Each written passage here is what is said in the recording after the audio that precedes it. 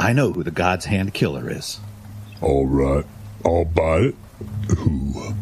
Well, you haven't even heard me out yet, and already you doubt me. At least first listen to episode 313 of the Retro Rewind podcast. Retro Systems Online. Reflux capacitor fluxing. Scanning movie space-time for Frailty 2001. Rewinding in 3, 2,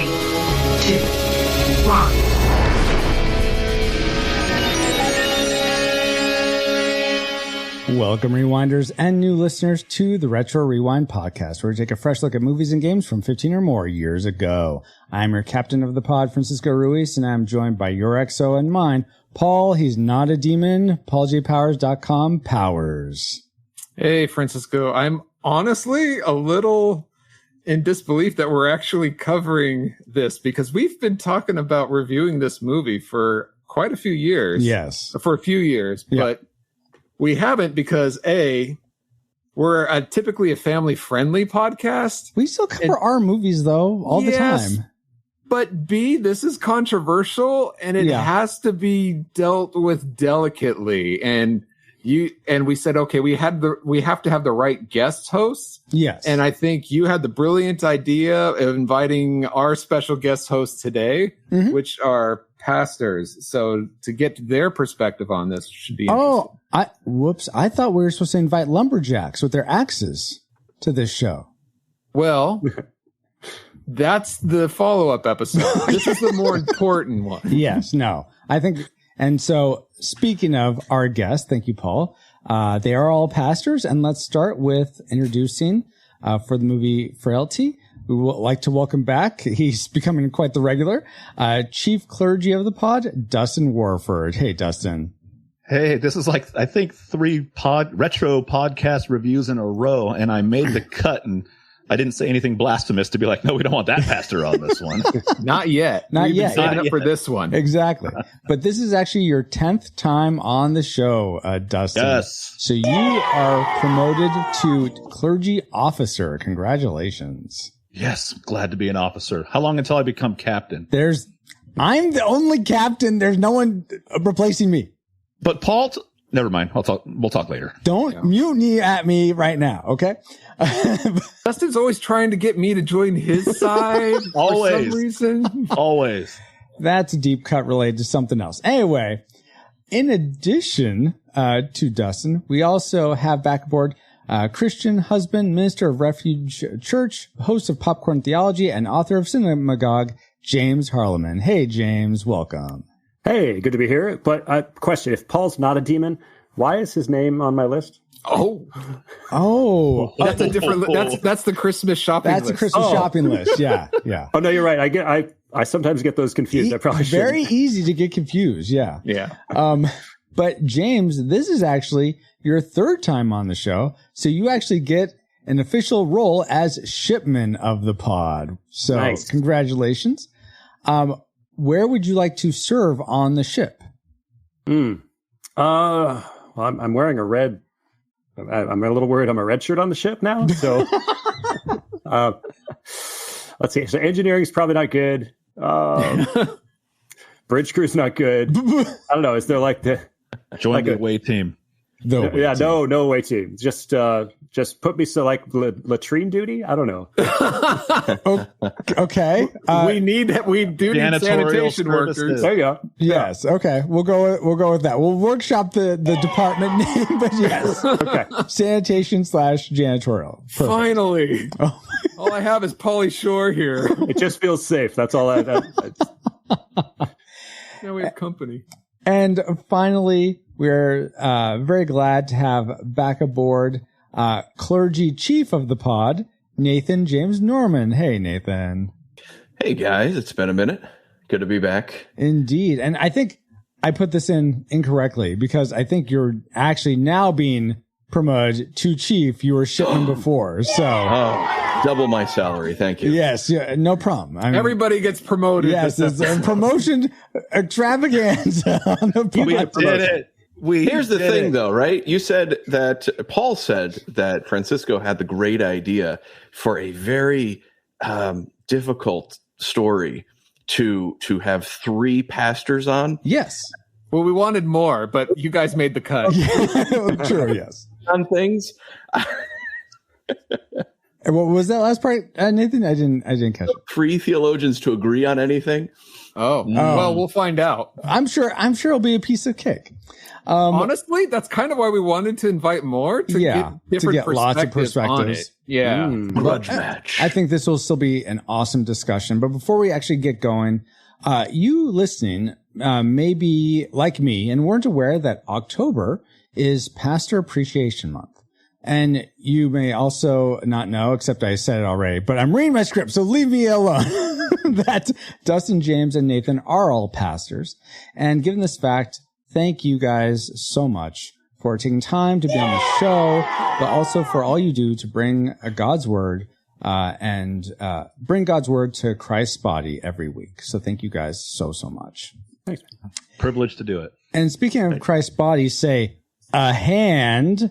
Let's get into Frailty. Paul, what are the production specs for this film?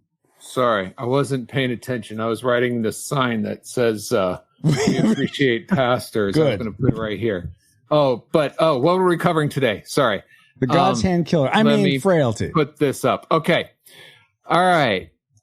So I Married an Axe Murderer. Oh my was God. released July 30th, 1993. It's rated PG-13. Paul, this is Yes. a 2000s movie. Even though in the intro I said 2001, it was released broadly in 2002. So, no, you got the wrong movie again. Wait, this is the Matthew McConaughey movie? Rated R? All right. Yes, hold the one on. called Frailty, though. All right. A Time to Kill was released July 24th, 1996. Wait, that's not the right year. No, is it? Rated no. R? No? Which one? 2001, directed by Bill Paxton, Paul. Oh, so close. All right. That could have been brought to my attention yesterday. Makes so much more sense why this movie's controversial, but okay. All right. Frailty was released April 12th, 2002, unless you count the year before, which was its official release. Well, no, that was its premiere. It was in 2001. Well, whatever. It runs an hour and 40 minutes. It's rated R. It was directed by Bill Paxton.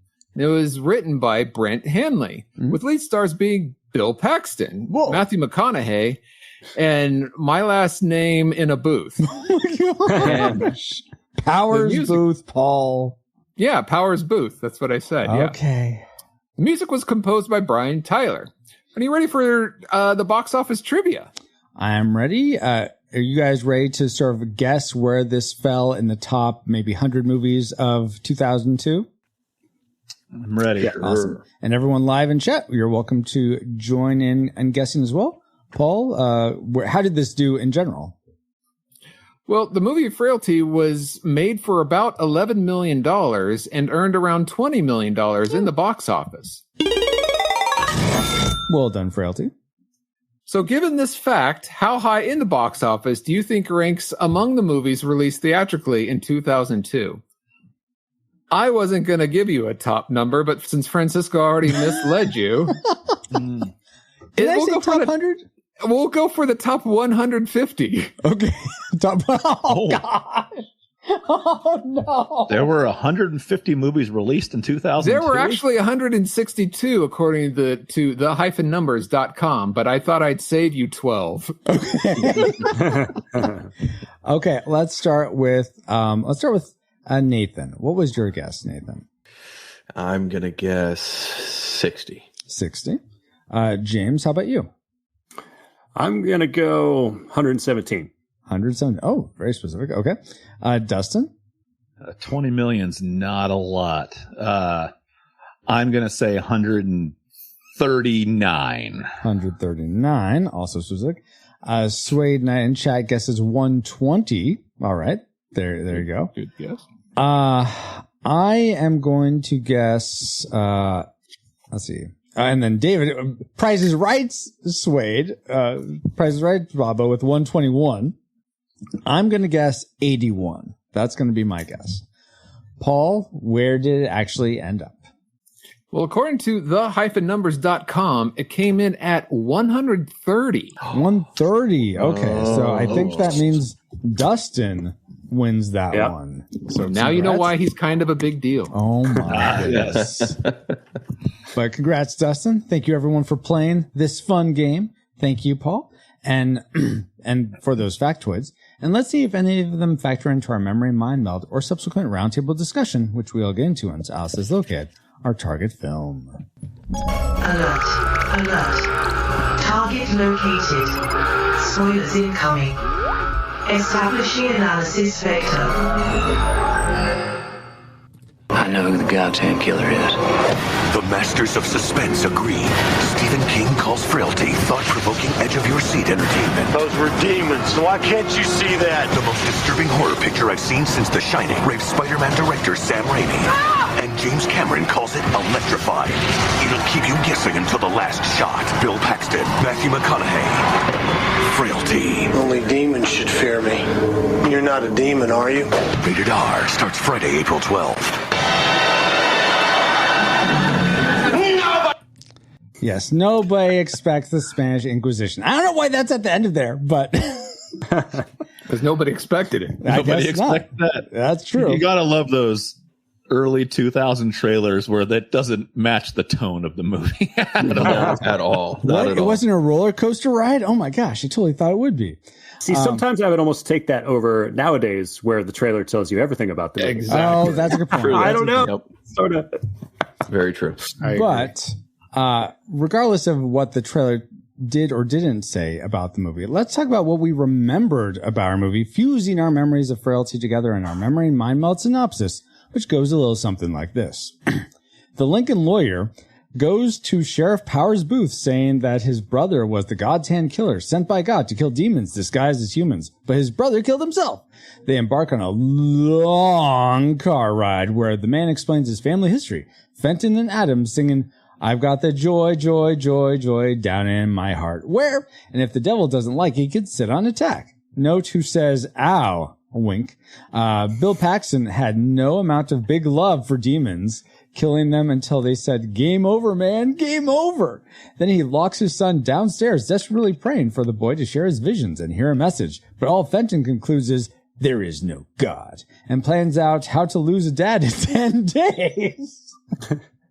Adam turns out to be the real killer and secretly lures Agent Doyle to Tombstone. I mean, where the bodies are buried, and he lays hands on him. Contact, and all the secrets come to light. From secret identities, it wasn't the brother you thought, and demons are real. The dazed and confused cop was a demon in disguise with mommy issues, and the scary interstellar, I mean, supernatural reality of it all. Wow, that was a lot. Okay.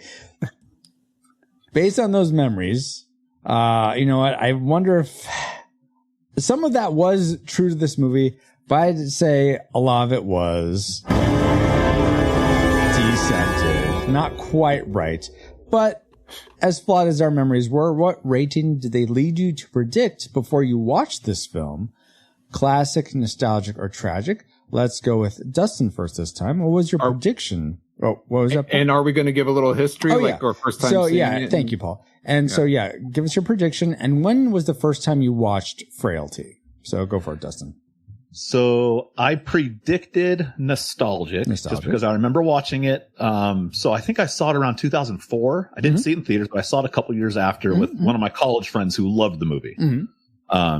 He had got it back on DVD. I don't think Blu-ray was even not even HD DVD was out yet. It was just the DVD. Yeah. But we watched it, and I remember liking it, but I don't think honestly ever watching it again. Oh wow. And then you guys, when you asked last year talking about this episode coming up, I was like, oh, I remember liking that movie, but never watching it again or talking much about it. So based on that, I thought probably nostalgia. Okay. You know, I didn't go recommending this movie out to everybody. Very good. James, what was your prediction, and when did you first watch it? Well, my prediction was classic, and that's because I did manage to see it in the theaters when it came out. Since then, we've done a film and theology event night on it at my church. Wow. It shows up in my book Cinemagogue, and I reference it a lot because I'm a staunch defender of Christians being able to engage and enjoy horror, and And we actually and I've probably seen it. Gonna wager maybe this time was the 10th time. Oh, wow. Okay. So very cool. Nathan, what was your prediction? Similar. I had a friend show it to me, I don't know, a few years after it released on DVD. Mm-hmm. And I remember liking it and thinking, oh, wow, this is good. Not a movie for everyone because of the rating, but I went ahead and thought, well, it's a classic movie. I remember being impressed with the twists and turns. Mm-hmm. Awesome. So classic for Nathan. And Paul, do I recall that you and I saw this in the theater? Does that seem right? Because we were in college at the time. Okay. Let me. All right. Story time for me. Okay. First of all, prediction. What's your prediction? Unless that's the end of the I'm story. building up to it. All right. The suspense where I can around at the end, where you think one thing and it's actually another. Because first of all, I hate horror movies, unlike our cinemagogue friend here, who is a big fan of it. And I usually, like my brother, he sees all these horror movies, and I'm like, no, what are you doing to your brain?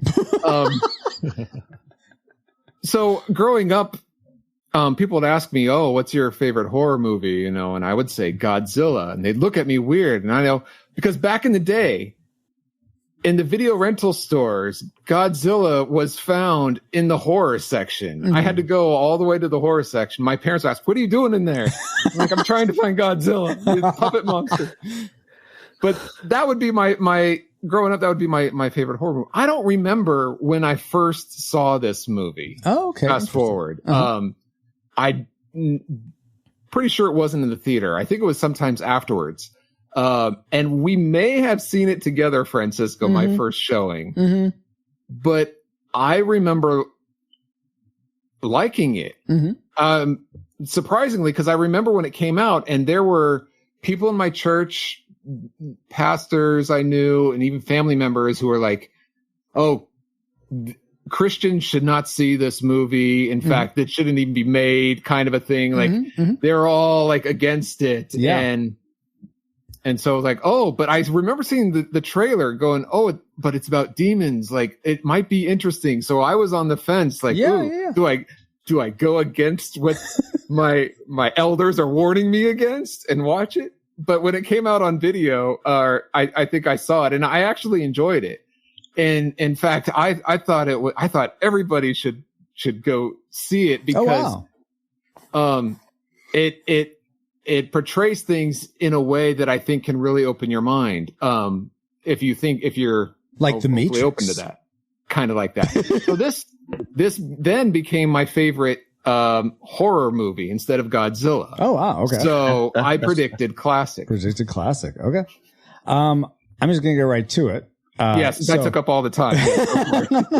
I remember seeing this at the theater with Paul, but apparently that's not true. I was decepted again. You know what? Honestly, the way my memory is, it's certainly possible. I doubt it, but maybe it was a best friend before Paul. You know, hey Francisco, could have it been the college theater where they may have been the student union where they would. It had already come out in theaters, and then like the second showing was in the college theater there. Yeah. That's very possible. Regardless, with the friend that was on Francisco's list. Yes.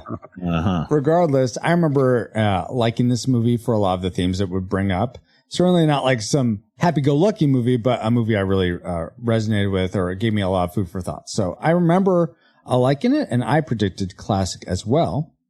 But it'll be interesting to see if those predictions come true. But first, let's get into the things we liked about Frailty. Let's boot that part up for us, please. Best bits.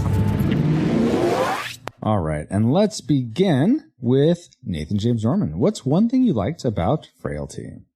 The setting was fantastic, especially in the flashbacks. I mean, they captured the 70s feel, the interiors of the buildings and the laminate floors and the one beer can that they had to use over and over because that was the only one they could find from 1970. You're taking from my trivial question later. Oh, I'm sorry. That's fine. The cars. It's just, it really, you could smell the movie. Oh, right? Yeah. You could feel the atmosphere. Ew, what kind of theater were you in? Oh, wait, you was a rental. I was at my own house in the 70s. Right. It really, I think the setting just was phenomenal. Mm-hmm. Yeah. Awesome. I don't remember what the 70s smelled like. Well, maybe you should. I wasn't around, but there were vestiges of it left over, and the cigarette smell still in the bowling alley. You know, I was there. It was accurate. What was accurately pleasing about this movie for you, James? As I just did do the worst segue ever. No, I think you got it. I would go this time watching it just with the tightness of the writing. There's so many things, not just the flip itself, so many things being set up that then make so much sense. Yes. It's one of those movies where I think this is better than the best M. Night Shyamalan film. I agree. I think that it is one of those second viewing amazing films, particularly if you've watched it and then watch it again. Just even moments, not everything that's setting up the flip, but just even things that pay off in the epilogue. Like there's a moment where Powers Booth asks him, "You're pretty good at this stuff. You ever think about becoming a cop?" When I was a kid, like, ta-da! Like this is just beautiful. Yeah. There's just there's no line that doesn't have. It's like every line is like Chekhov's gun. So something is going to happen later in the story that line has something to do with. Even then, when you go back and watch the character, I as I mentioned earlier, one of my memories was who says "ow" when the devil doesn't like East on the tax. Like there's so many little dewdrops about Fenton's reveal. Exactly. It's just so kind of crazy to watch on a second time. And that goes into one of my likes, James, is I love that when the first demon that they grab, the nurse lady, I guess, though part of me feels like she was in a costume and she is a pickup girl given the flashback we see of her, but regardless. They take her, and when not Bill Paxton, the dad, touches her, he flinches. And then in the background, you see Adam flinching, but Fenton is just stone cold, nothing. And that happens pretty much. He's scared. Well, no, but I think you think that, but in repeat viewings, you're like, oh, he's actually seeing it too. And I think toward the end, you actually they make that connection. Yeah. So I think Adam is seeing it, but Fenton is not. That's why he's not reacting. Yeah. And so I just think that's a cool, like, if you're looking for it, it's there. It's not like, oh, whoops. So we didn't think about that at the end. So I really appreciate those elements. Yeah. In fact, the second viewing is also one of my likes. In fact, I think this is one of the rare movies where I think it's actually better the second time around. Yeah. Because the first time around, you're in Powers Booth's seat, his point of view, getting told the story, and you're also in Fenton's seats. But the second time around, you're in Adam's seat, and you're looking for all these from this point of view. And I think it's much better the second time around. So for all you people who hopefully have seen this movie before listening to this review, because we're dropping tons of spoilers in this. If you've only seen it once, do yourself a favor and watch it again. Yeah. Because it's like The Prestige in that vein. Yeah. You know what? Yeah. I've only seen The Prestige one time, and I've been wanting to watch it again. You got to watch it again. I want to watch it again, guys. So he's got a podcast and he's got to watch all these movies all the time, though. Exactly. Can't watch things for fun. Yeah, I got no time for that. I'll jump in and echo that, because those were I had a list of things I liked, but not my classic maker. But I mentioned prior to this podcast, I'd only ever seen the movie once. Yeah. And so, I did watch it in college once, and I said I liked it, but I didn't watch it again. That's why I predicted nostalgic. I watched it once in college. Oh, sorry. but watching it again for this, knowing the twist, because I remember saying it, so I knew. If you only seen it once and it's been a while, you forget the twist, then you need to watch it 3 times. I don't think this is a movie where if you see it, you'll forget that twist. Like that's for me, kind of like you mentioned Shyamalan movies, like, even if you didn't like the movie, you remember what the twist was at the end, because that's what he does. Yeah. So watching this, I knew what the twist was, but I hadn't seen it for a while, so I wasn't able to pick up on every little thing leading into it. But I did remember, it's like, all right, I know Matthew McConaughey's character. I know what's going to happen in the end, how he's really the kid that's on board with dad. Yeah. But having said that, I watched it a third time right away again. Oh, wow. There you go. Oh, wow. Okay. There you go. Now that I watched it the second time and got refreshed on it, then I went to watch it again to look for all those things. Yeah. And seeing the him flinching in the background when his dad touched it. To see that, Matthew McConaughey didn't shake Power's booth hand in the police station. Just all the little things that led up to it was so cool to then see. Now I see this. Now I see this. Yes. And it made for me even the third viewing the best viewing of the movie. It made really fun. Excellent. One thing I'll say before we get into our next round of likes is I hate, and I don't know if any of you have an explanation for this.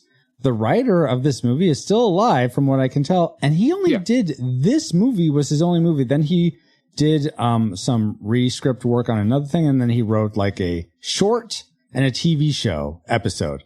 I'm like, what? Why? I mean, maybe this is magnum opus and he didn't feel like he needed to do anything else. But I was like, oh man, I'd be interested in what else you have to say. But maybe he has ghostwrites for Shyamalan. Wow. I will say in the past 3 days I've watched this movie 3 times, and that is because one is just straight out for this review. The second time, the other 2 times were for commentaries, and there's actually 3 commentaries for this film. So I listened to the Bill Paxton, the director. He does a commentary. The second one is like the members of the production crew, which I didn't have time for, unfortunately. But the third one I did listen to is from the writer. And he does the commentary. So if you want to hear more from the writer, especially about this, I would recommend checking it out. He gives a lot of little tidbits in there. Very cool. Awesome. Yeah. Well, let's go back to Nathan. What's something else you liked about this film? Yeah, similar to what was already said is the dialogue of it. I mean, the script, but it was really tight. Incredible. I don't think there was any throwaway lines. You had a lot of quotable moments, like sometimes truth defies reason. Yes. And you had a lot of that kind of quotable, not just quotable though, but just really tight. There wasn't any throwaway line of dialogue in this. It all served to the greater narrative, especially as was already mentioned through multiple viewings. You go, oh, that actually had some extra meaning. There's a reason McConaughey didn't allow the FBI agent to help him into the car, because if he touched him, then the jig would have been up already. He would have had to have the showdown right there in the parking lot.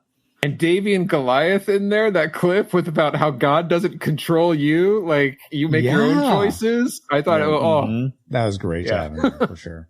It was very intentional. Yeah. It was great. Everything was intentional in this movie. Yeah. Paul, give us some intentional liking of this film you had. This could easily been my classic maker, and it might be somebody's, but I thought the cast did a phenomenal job, each in their roles. And I'll say especially young Fenton, played by Matt O'Leary. Oh my gosh, just carried the movie in such a believable way. I mean, they were all believable, but it's just fantastic. Yeah. Oh yeah, you go back to the 80s, and acting in horror movies was not always that great, and especially the kid actors were usually pretty pathetic. And Jeremy Sumpter as Adam, that was one of mine. We shared this. So Matt O'Leary, I put the performance of the boys because there's just a reality and a rawness to them. And they just act like boys, even when it's serious material. You're right. Young Fenton's like, Dad kills people and you help him. He's like, we're just fulfilling God's will. I'm telling Dad on you. Yeah. It's so grounded. It's like so stolen real. Candy or something. Yeah. It's so realistic. Yeah. And there's still this love that they seem to have for each other, especially I'm like bringing water to Fenton and stuff, and offering to help him dig the ditch and just stuff that you'd expect between brothers of that era. So Well, and I think Matt's right. I mean, I think Paul's right. That Matt in particular, because he had to carry the weight of the film in a pretty significant way of his character study of a non-believer, like someone who just can't or suppresses truth. Right? He's like, I didn't realize it at that moment, at least not consciously, but my happy and mostly secure world had flipped over, and there were dark things under there. You mentioned The Matrix earlier, Francisco. It's like, it's like there is a weird parallel to The Matrix. It's this idea of somebody's world is being undone by this other reality. Yeah. And even though how much of that is just Adam's story? Adam's obviously character profiling his brother. He's not really. We never really actually see inside Fenton, so it's Adam's understanding of Fenton. Yeah, but at that moment when he sinks into darkness, so beautiful. That's my next like as well. Because that is just such the perfect encapsulation of. If you're watching this, your second viewing or third viewing in Dustin's case, it just perfectly, encapsulates. I'll say that word again. His he is the demon. He is just receding. He has just this no expression as he just sort of gives into the darkness inside him, which will lead me to a dislike I have later, but we won't get into that quite yet. Dustin, what's something else you liked before we get to our classic makers?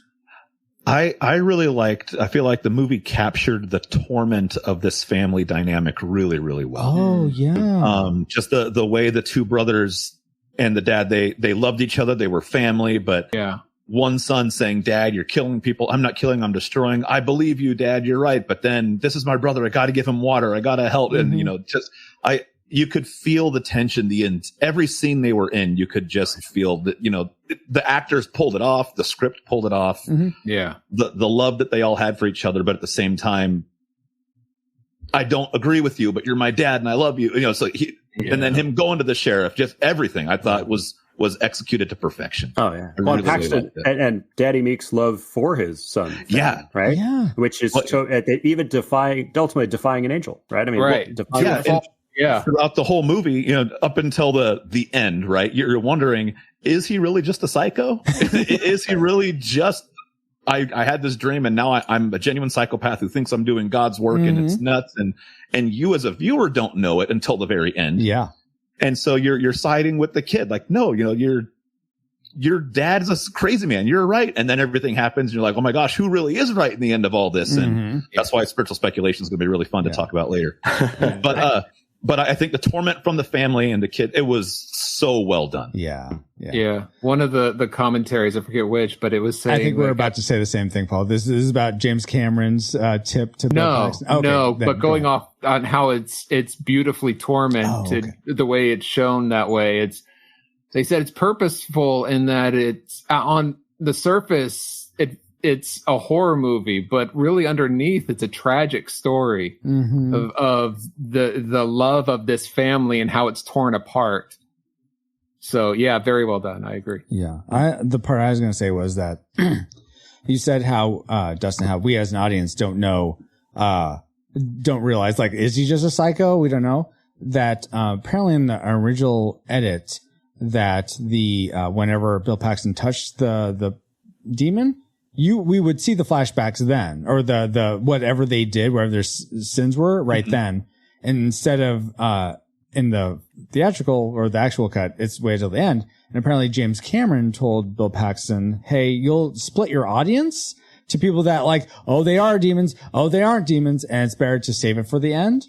So that you don't split your audience between, oh, okay, now you're saying there's a God, or, oh yeah, there is a God. Okay. So I thought that was a good, because intuition. Apparently it was written that way in the script. When we saw the flashes and everything, it was all from the dad's perspective. So when you read it, this is the dad saying, hey, I see angels, quote unquote. I see demons, quote unquote. So on the page, when we read it, it comes across as, oh, this is what dad's seeing. He's crazy. He's seeing things. But when it's put on film, when we see it, we take it literally. That he's actually seeing things. James Cameron said, yeah, move all the flashes to the end and make the reveal at the end. Boy, better. Awesome. Well, let's guys reveal our classic makers for this film. And Nathan, what do you think is the best, most perfect part about this film? Yeah, it was already mentioned, was the acting, particularly of Matt O'Leary and Jeremy Sumpter. I mean, just phenomenal. The fact that they didn't win Emmys for this is criminal. It just so good. Yeah, I agree. They were absolutely spot on. if you weren't paying attention to the movie and just in it, you'd forget that you were watching a movie or what kid actors usually give us, right? And understandably so. It's not to cast aspersion on other kid actors, but they were so genuine. And I mean, I think that speaks to Bill Paxton too. I mean, he probably had gone in and had to work heavily with them and probably multiple shoots, and just to capture those right moments that felt genuine. There was never a moment where you said, I don't know, nothing pulled us out. Yeah. It was just so earnest, so real, so raw and emotional. So for me, the classic maker was the acting, particularly the voice. They were just great. Totally behind that. Yeah. That is great classic maker. James, give us another great classic maker. Well, I mean, for me, if I'm just honest, and I know it's hard to not spiritually speculate, but I have a totally other thing for that time. But for me, the classic maker is the reveal that it's real and the scary thing is God. Yeah. Because like, I did not think for the whole movie. It's like, I was like, they've got to have something more interesting than just Dad's crazy, but where are they going to go with this? And of course, they will never go there. Of course, they would never go there. And they did. You're set up to empathize with Fenton. But then the movie turns it on its head. Yep. And what I think made it a classic, not just for me, but for a lot, I think maybe a classic. We're not there yet. But okay, maybe. Well, it's a classic maker. Oh, classic maker. Yes. What made this a classic maker? Okay. What made this classic, but did it for me was like, it's obvious. Like Agent Griffin can't remember the face, doesn't recognize him. The VHS is screwed up. The recording screwed up.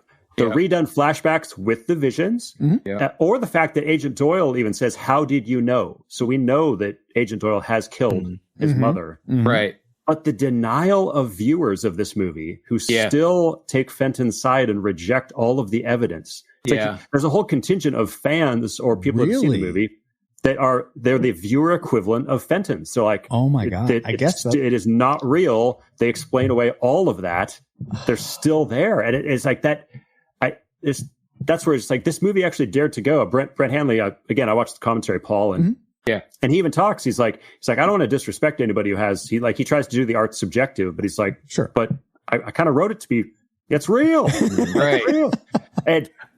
And he wrote it because I think I wrote down his quote here. I mean, basically, he's not a believer, but he said he wanted to tell the scariest story you could possibly imagine. And he explains the only thing he thought would be even scarier than a religious fundamentalist is, what if they're right? And like, that's like, and so of course, like pastor at that time, just getting into ministry. And it's like, oh my gosh, did this movie just say the fear of God is the beginning of wisdom and knowledge? I mean, Jesus tells us the greatest horror icon is not Jason or Freddy. He says, don't worry about those who kill the body. It's the one who could destroy both body and soul in hell. It's like, did they just say God is the scariest thing? Yeah. Did they just go there? I was like, wow, that just blew my mind. I can't believe a movie did this. Yeah. I've never seen one do it since. So it's so unique. And it's like, oh, the scary movie ending is guess who the big scary thing is? Oh, it's God. Yeah. Okay. Yeah. Wow. Well, to jump in on that too, the people who are denying the story and they said, no, Fenton was right. And according to the story, they're not following the conventions of storytelling. Right. The movie itself, the story itself is saying this is what happened. So it is an amazing thing where people would deny within a fictional story. Right. Nope, that's not the case because I don't want to believe in God. Right. I will explain away all the miraculous narrative bits in this movie because I will. Yeah. And it's like, you don't have to, you don't have to agree with the end result of the film because it's fiction. Yeah. Right. But to try to say, no, it's not meant that way. Yeah. It is kind of weird, which I liked it, but not that way. Yeah. And not the way it was written. Exactly. And I think that sort of is juxtaposed to, I'll mention The Matrix again, where the filmmakers, if I'm recalling this right, they meant it, they intended for it to be some sort of like theological or psychological Rorschach test where you sort of see in it the elements that you think are there. But yeah, it sounds like from what you guys said about this one, it's not, nope, it's right there. It is, it is not Tolkien being an analogy. It is C.S. Lewis being an allegory. It's right there, right played in his day. So, anyway, let's go to Dustin for your classic maker. I was really hoping you'd have gone to me first because that was mine. The fact, I'm sorry. it's all good. Because just repeat everything. You can keep elaborating on that. The fact that it was real. Yeah. Like, you know, that's as far as, you know, I'll throw those other doubters away that said, no, it's still the whole movie. You know, like I said, you're wondering, is he crazy or is he not? Is he really on a mission from God or is he not? And even if they would have just not shown the real reveal flashback and he, you know, still just somehow finds out, no, you killed your mom, and he, you know, kills him and didn't reveal what they did, you would still have the divide on, was it real or was it not? Right. But the fact that he touches him, he sees the flashback, the guard doesn't remember his face and even says, I can't explain it. He was right here. I looked at him, but I just cannot picture him. The videotape is blurry. Yeah. It's like, the there's FBI, no doubt, like, the FBI agent has a gun drawn on him and a flashlight, but yet somehow but he can't do it. Yeah. Matthew McConaughey's in handcuffs and can just touch him and render the FBI armed FBI guy useless. Takes his keys out, unlocks it.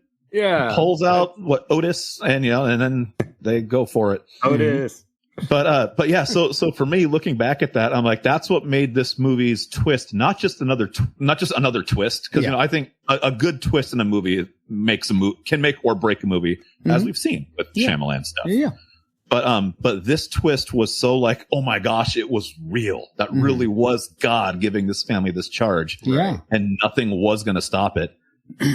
As flawed as you may think that theology is down the road, but for this movie's sake, it was real. And it was a really, really cool thing that made the movie awesome. Awesome.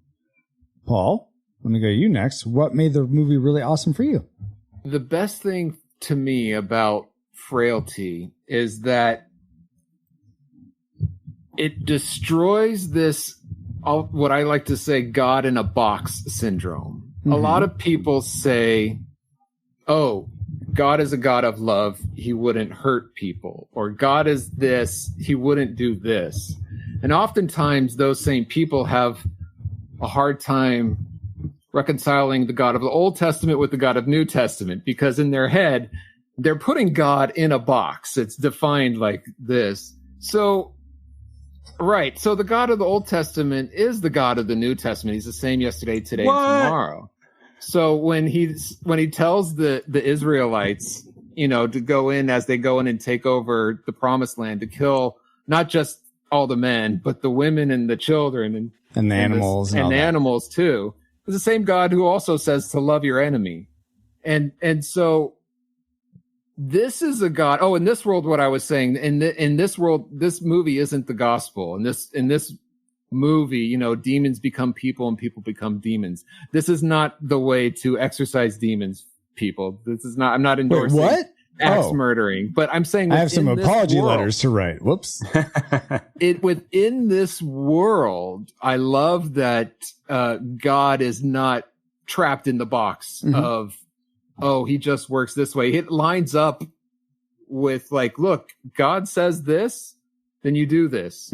Like, he's the ultimately one in control. So if he says, you know, to go wipe out the land, you wipe out the land.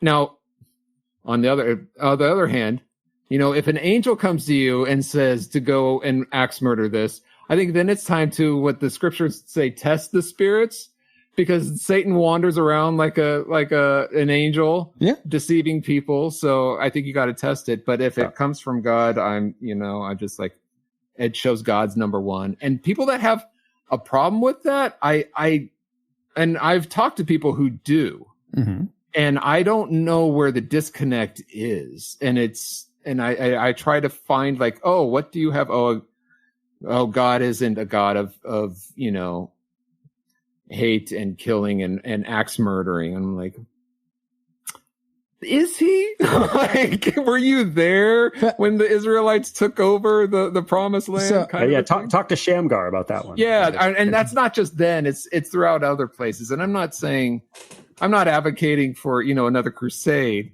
but I am saying God is ultimately in control and in charge, and this movie spotlights that, and I like that. And that goes right into that dovetails perfectly into my classmaker. And that's the fount the soil of discussion that you could have with other theologically minded people, whether or not it's from two people from a Christian faith, but both people that enjoy art and enjoy trying to find truth, I think can have a very deep, meaningful conversation after a movie like this. Like this just tills the soil for a rich conversation. And I love it when movies offer that, because there's some, I remember so many times, me and Paul, after we'd see a movie, we go to, what is that rocket shake place? Rocket Rockets? 5 Johnny or something. Rockets. Maybe it's Johnny Rockets. Yeah. We goes to a place like that, or King's Burgers or wherever, and just talk about wherever the movie was. And those were some of my fondest memories from college. So, So I couldn't afford Johnny Rockets at the time, but it was a generic Johnny Rockets. Like Bobby Rockets. Yeah, Rockets. One that college kids could afford. John Rockets. Johnny Rockets. Mick Rockets. There you go. Yeah. But with all our classic makers out of the way, there are probably some things that maybe these people that are like, no, this movie, Fenton's the hero or whatever. Maybe there's people that have a problem with this film. So we probably should get into things we don't like. Sorry, guys. We were just about to go into dislikes, but then I realized there's one more thing I like. Oh, good. That'd be longer. The Rushmore Show. Woohoo! The Rushmore Show is the place for ranking the ultimate top 4 in sports, video games, nostalgia, movies, and so much more. Each week, Andy and Kirk spark engaging discussions and friendly debates, making the Rushmore Show your compass in the realm of pop culture rankings. Find them at youtube.com/The Rushmore Show, where it's all about your top 4 and nothing more. That's great, Francisco. What does the Rushmore Show have to do with Frailty? Absolutely nothing, except that Andy, one of the hosts, was going to be on this episode with us. He's a youth pastor at his church, or a kids pastor, I forget which one. But he has a kid event he's trying to plan for, and a mission trip he's trying to plan for. So he couldn't be here. But that's the connection. Does that work? That has priority. Planning. Okay. All right. Well, how about I give priority to some trivia about Frailty? Yeah, there we go. All right. Nice. So, did you all realize Bill Paxton used the same beer can the entire filming of the movie, because they could only find one Hamm's beer can like that from 1979. The can was opened off camera, and a sound effect added for popping. It's for popping the top, which was explained in the director's commentary. With that all in mind, though, my question for you guys is, if there was a biopic on your own dad, what drink would the film showcase your dad drinking? And it could be alcoholic or non-alcoholic. So let's begin with Paul. It would probably be Mr. Pibb, because really? That's probably his favorite, which is often not found. So, because his frustration is like everywhere he goes is Dr. Pepper, not Mr. Pibb. Dr. Pepper's superior. And you know, Dr. Pepper to him is a lot better than when people say, he asks, "Oh, do you have Mr. Pibb?" No. Well, he stopped asking that because he got tired of being told no. So he says, "Do you have Dr. Pepper?" And they'll say, "No, but we have root beer." Like, that's the same thing. It's not even close. Right. But since Mr. Pibb isn't often found anywhere, I doubt the movie would show him drinking it, because it's not often, like, unless he bought it from the store. Dr. Pepper lost all of its flavor because it went too much into college. It got all stuffy and up in its ivory tower. Mr. Pibb still has that flavor because it's still solid to the earth. You know, it's still connected to the ground. I can relate to the asking for Dr. Pepper and saying, no, but we have root beer. It's like, because that's close. Right. It's not even like one has caffeine, one does not. Does Mr. Pibb not have caffeine?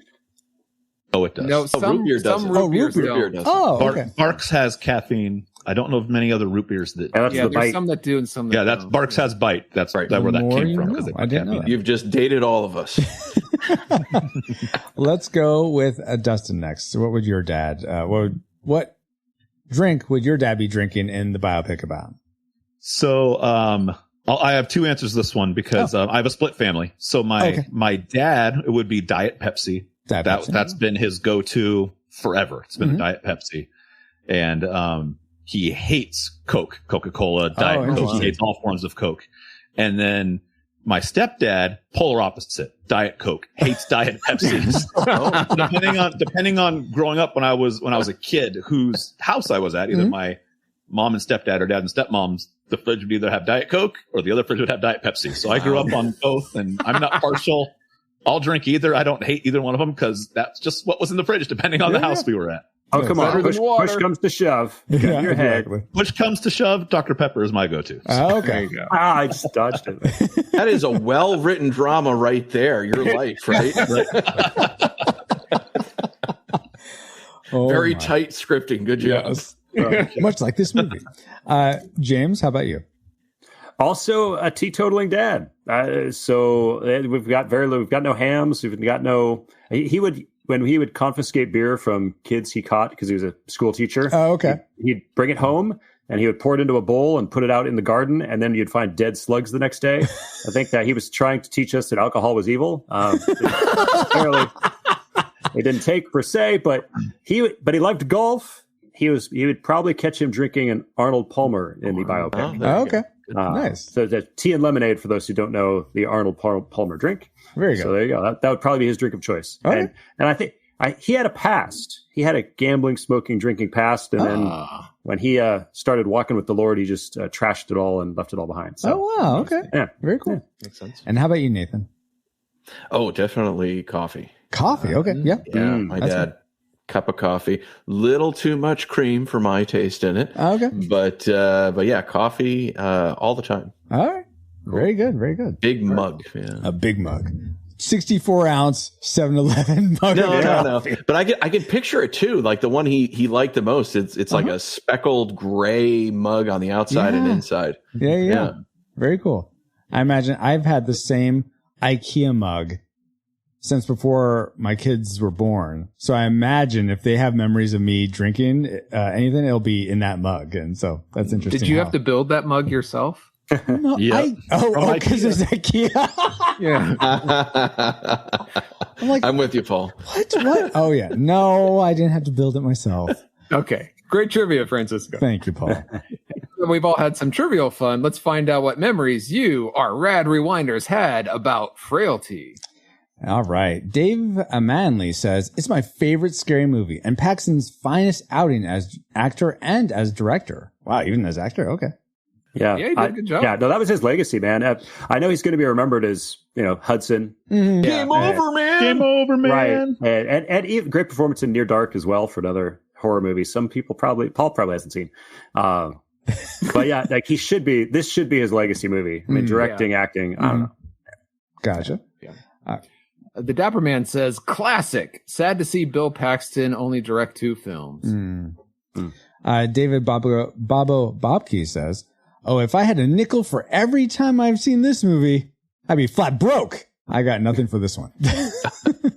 Jeremy Shields agrees. I've never seen or even heard of this movie. Wow. And this guy named James Cinema Guy Harleman says, it sounds like some folks are in need of some education. This one's a keeper. Oh, I wonder how he feels. But maybe there's some reasons Jeremy and David haven't seen this movie. Things that would be very disagreeable for him. And so given that, let's talk about the things that we didn't like about Frailty. And I'm going to start things off with Paul this time. But first, Alice, get us over there.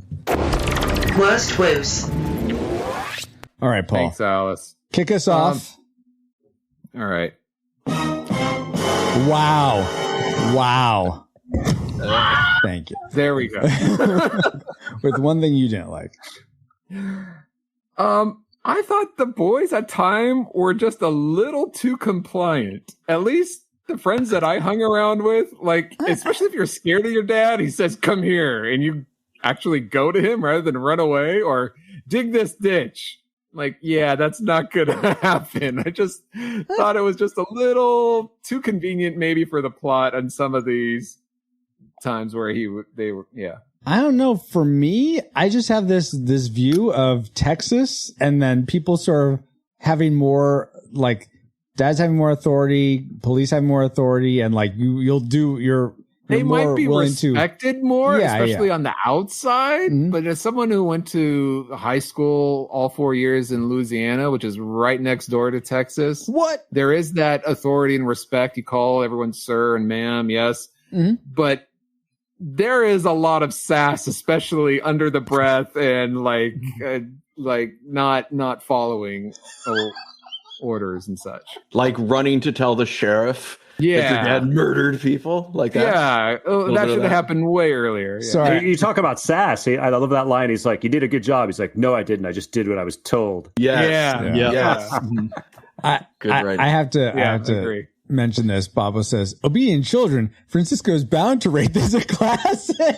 Yeah. Wow, Babo. Wow.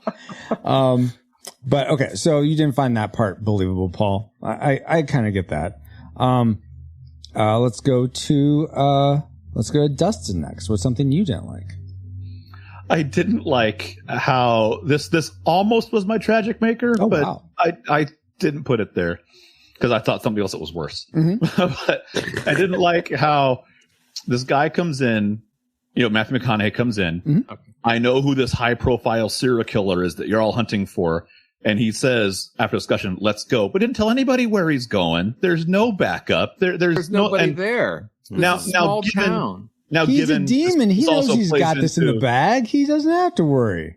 Now, given you could say, obviously, the whole God is making sure this mission can be fulfilled. Exactly. But at the same time, on the first viewing, and even the second viewing, rewatching it, mm-hmm. knowing that's a twist, still just thinking, all right, I have family that are in law enforcement, and there's guys that go to our church that are real life detectives. Mm-hmm. And I'm like, if a serial killer or someone were to say, I know where the bodies are, I know where I can go, you don't just say, all right, take me to it, and tell nobody where you're going. Mm-hmm. That doesn't happen. And so, that happened twice in this film. Twice in this film. The FBI agent and the sheriff. Right? Yeah. So, more believable with the sheriff. Well, let me not tell anyone where I'm going. I think more believable with the sheriff going, I know your dad. Yeah, let me take you home and find out what's going on. Like, your son said this. I know it's not true because I know you. That whole thing with the sheriff. Yeah. I can get that in a small town, but going to an FBI agent's office and I know where the bodies are, come with me. And he did cuff him, because there's still the element of, I don't trust you, cuff you. But there'd be protocols. He would have taken Agent Griffith. Exactly. There would have been hey, I'm taking this guy to this place. Exactly. Radio. Hey, we're here. Some form of people will know where I'm going, not just, hey, I'm going to go look for these bodies with this guy who says he knows where they are. Mm-hmm. So that bothered me that there was no other communication with law enforcement as to where he was going to go. Well, this guy is obvious. Just to push back a little bit, especially after the second or third viewing, Agent Doyle. This guy is a little bit full of himself. He's already literally gotten away with murder. He thinks that he can do no wrong kind of a thing. So he's got things, what he feels is under control. So for me, it's a little more believable. Like, he's not going to always follow the protocol, and he'll cut corners here, and he's got it covered. He's got things under control, at least in his head. So he's an 80s copy, plays by his own. Exactly. Darn it, Doyle. You've built the entire city block, but by gosh, you're a good detective. I don't even think he told the secretary, I'm going to the Rose Garden. There was no secretary. Everyone was gone for the night. Yeah. It's I just thought, didn't do it for me. There was nothing. Absolutely nothing.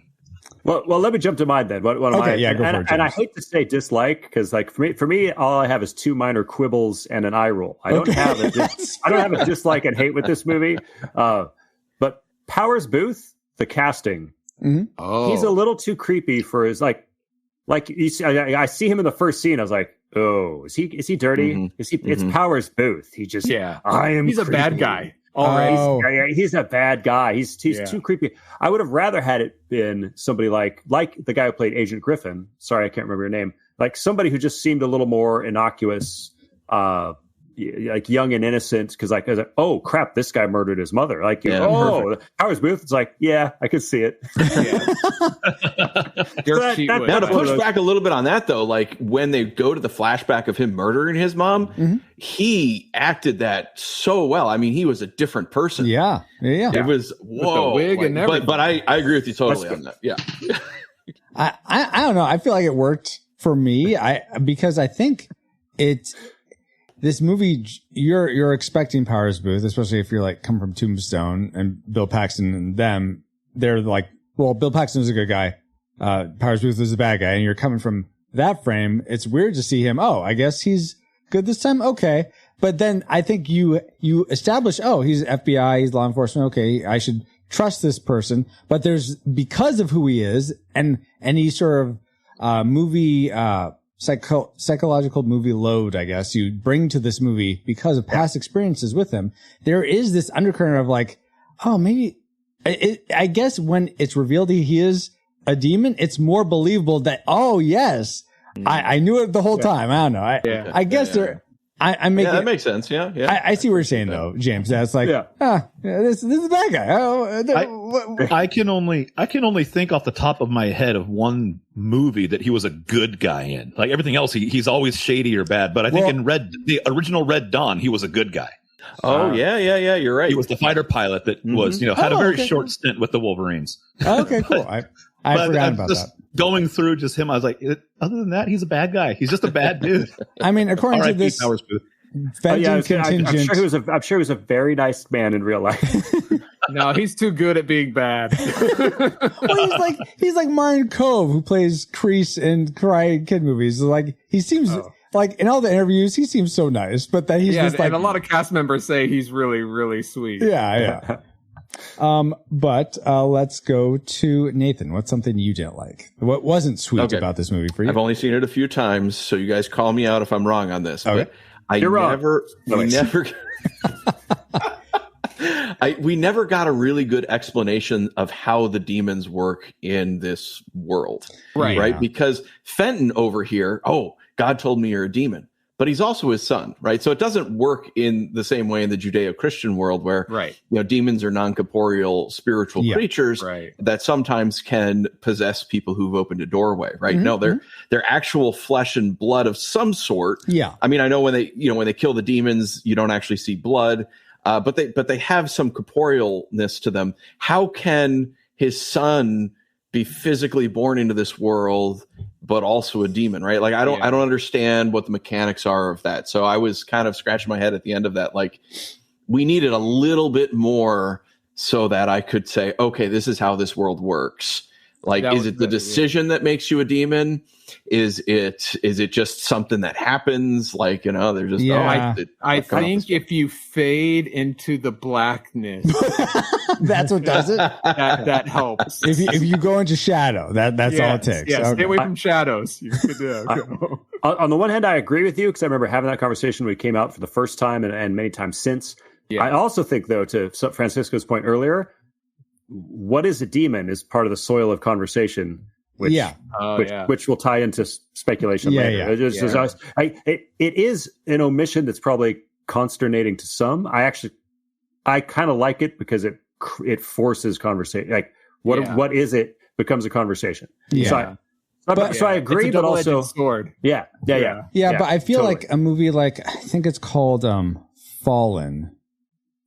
Something like that. It has Denzel Washington, John Goodman, where that's much more, I guess, Judeo-Christian type of demon where it moves from person to person. And there's a logic. If it touches you, I think, then it can transfer into you. And I think there's a nice sort of, you can get your head around that. And there is something nice. Well, it's still sort of, it's still scary. And like, oh my gosh, who could it be? I mean, like I won't spoil it for Paul, but there's other movies where you don't know who it is and it could be anyone. So there's a paranoia about it. Whereas with this, it would have been nice. They could have still played with that, but you don't really know. And so I'm on Team James and Team Nathan here. both. I would just like to take this moment to point out, I think it's kind of funny that the guy who oversees spiritual speculation has a problem with the movie about spiritual fictional. What is it? It's fictional. I just ruined it all. Are you talking about James or Nathan? I'm very James. confused. Okay, sorry, yeah. James Nathan Norman. You're, and I think you do great stuff with the speculative fiction. There we go. You have a problem with this movie about it, that it's speculative fiction. Oh, talking about Untold Podcast. Yes. Okay. No. The issue is from a story standpoint. We're not given how these demons even work. But that's part of the speculative. But see, you go back to an original movie like Alien. Mm-hmm. Like, just take the original Alien movie in 1979 by itself. Forget anything else. Like, you don't know where that pilot came from. Mm-hmm. You don't know what those were those bioengineered eggs? Were they appropriated from some planet? Were they like, is this are the aliens a bioengineered thing? There's no black goo. There's so much in that movie that you just don't know about the mechanics of the alien. But we still know how an alien. I agree with you, something. But I will save any other comments for later on. Okay. So I was just pointing it out. I thought it was funny. The guy for speculative fiction is against the speculative fiction in here. Oh my gosh! And I know there's a reason. So let's move on. Anyway, something that is way different from all of your guys' first dislike is. And I might get flack for this, but I thought the opening credit sequence was just like slow and boring. I'm like, I get that they're trying to establish the God's Hand Killer without having to do exposition about it. And I applaud that attempt, but I felt like it just went on too long. I would have liked maybe a little bit of that and then more of the credits just as we're like getting into the FBI. Cause the first, 10 minutes is just a bit too slow. Everything else is paced really well. It's tight. Storytelling's good. But just that first 10 minutes, especially with this opening credits, it's like, okay, I slow get it. And boring. Yeah. Francisco, what color were the font of the credits? What That's color? more Paul's issue. White. The white that was white. And what was the background? Grayscale? It was Sophia crime scene photos, right? Yes. So by Retro Rewind podcast standards, they're fine. It was not black on white or white on black. White text on a black background. We're good. We're good. So Francisco, are you officially diagnosed with ADHD? Oh my God. No, I just. I do agree that the intro credit things are slow and boring. Yes. Yeah. I guess I don't know. It made sense. I got why they did what they did. Yeah, but that doesn't make it the best credit sequence exactly. for this movie possible. I mean, you got the priest like exorcising demons on those opening credits along with serial killers. I thought it was a good preface for what this entire movie is going to be. I thought it stayed true to the story, to the genre. Well, it was to throw Francisco a bone, to throw you a bone, there is a headline in a news article that says something about the second body, which then, of course, they establish the only body they actually found was the first body. So there's actually maybe actually a problem in the credits. Yeah, technically. Yeah. That was my problem the whole time. Exactly, James. Yes, you found it. I was testing you guys to see if you would figure it out. There's a mystery inside the podcast about a mystery, and you solved it. Congratulations. Maybe they didn't find the body; they just identified the second victim. I don't know. I don't know. Whatever. It doesn't matter. Let's go. Doesn't say body. I don't know. Now we have to rewatch the opening credits again. I have it freeze framed right here. Second victim found in God's Hand case. I'm just saying that to disagree, just for fun. Oh my gosh. That's right. I'm looking at it right here. There's two cops in the background. Cop car. Nathan, what's something else you don't like about this film? Okay, so from a structural standpoint, I didn't like the flashback within a flashback. Oh, I thought it was motif. Great. But go ahead, continue. They did that at least 3 times, and typically it was when, so McConaughey's character is narrating the story, right? So we have a flashback already. Okay. And then when Dad Meeks would come in and he would tell them, hey guys, God appeared to me and I had this vision. And then it would go into another flashback, right? Yeah. I don't like that in any movie, actually. It's too far. Okay. Right. So if he had narrated something at a previous time, okay, fine. But he's narrating this, and now he's narrating, and my dad had a flash. Like in this narration, I'm going to narrate. It's too stacked, and it's too far removed from the main the main energy of the film and the story. Well, it's a good thing they didn't have the angel then narrate and explain, because then it would be a narration within a narration within a narration. So let me take That's down a good point, right? When does the madness end? Let me take down a note. Don't invite Nathan James Norman on Inception episode. Yes, I was just thinking that. Yeah. Well, but that's not. It's not a flashback. I know. I'm being completely my other silly. dislike. One of my other dislikes was one of those flashbacks within a flashback, and that was the angel vision one. Which one? With the cathedral, like the one where the angel sort of it had the flaming, very traditional looking angel, and it looked kind of cheesy. And I think like that works. Like, if that works when you think he's potentially delusional, because it just looks really cheesy. Yeah. When you tell me like, no, then when you watch it again, that's the one thing I watch it again is like, it's true. I just don't think that's what we would have seen. This is how they look, guys. Like, really? I just sort of looked like this. They could have gone with a fat little cherub baby, but I'm glad they didn't. It's one of those moments where I would have preferred less is more. Yeah. And just don't show us some weird medieval looking cool armored. I don't know. It didn't quite work for me. I can understand. Yeah. So much about the rest of the movie was kind of that less is more. That's even why you don't really see blood. Mm-hmm. Like it was very X-Files, and like things, there's really horrible things happen, but it's kind of all out of frame or they did that so well. I would have just left the angel thing to just watched him looking up in awe would have been enough for me. And the sparks from the guy welding like that. Yeah. I agree that the angel is a pretty cheesy looking angel. It didn't do it for me. When the angel's floating down, that was I think the only time in the movie where I looked up at it, I was like, that's pretty lame. I did. I was like, that's pretty lame. I do like the effect of the sparks and him having this vision while it works sort of thing. And then flashing back to him like he's just under a car. But unsafe work environment. Let's just put it that way. It's just like that guy's doing sparks right under. That was my first thought watching that scene. I was like, oh no. But the look of the welding blanket. Come on. I do agree that the look of the angel is kind of like I just didn't do it for me. Okay. That's right. I was wondering how they filmed that without his hair catching on fire with all the sparks on it. Right?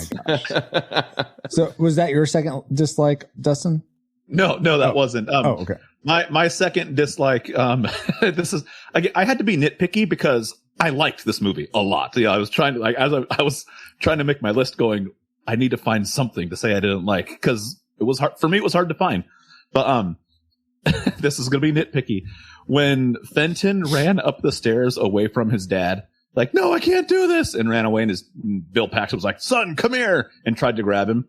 Yeah. Mm-hmm. That was a very, very poorly acted part, I think. Not with the emotions of the dialogue, but it was a weak grab attempt by Bill Paxton, a weak re-grab attempt as his son's running up the stairs. I'm like, all right, Dad, you're right next to him. You're not gonna miss him like that, and then wait that long to go at him again when you're about to kill someone and he's about to run up the stairs. All that, I was like, okay, that was pretty bad. It was a very scripted. No, don't go.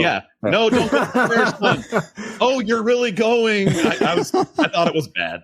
So, if he was really trying to grab his son, he could have easily, as he got him down in the cellar, he could have grabbed him and kept him down in the cellar. Mm.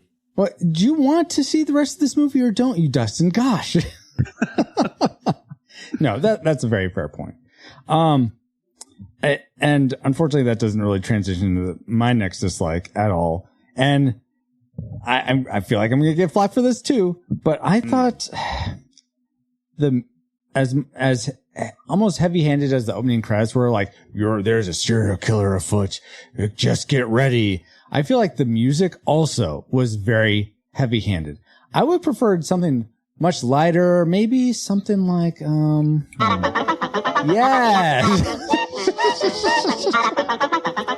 that fits the tone. Wow.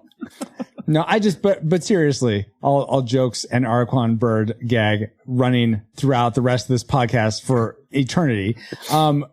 I felt like the music was just too, like, especially at the very end where, I think it bothered me the most at the very end where it's Matthew McConaughey. He's obviously touched by God to do this thing, and it's like, nah, nah, nah, Wait, is this nah. while It's he's like, standing outside the sheriff's office? yeah. Why is it all dreary? This is like, it should be victory or something. That like, music yes? helps freak people out who think that God in control, like Matthew McConaughey as his agent.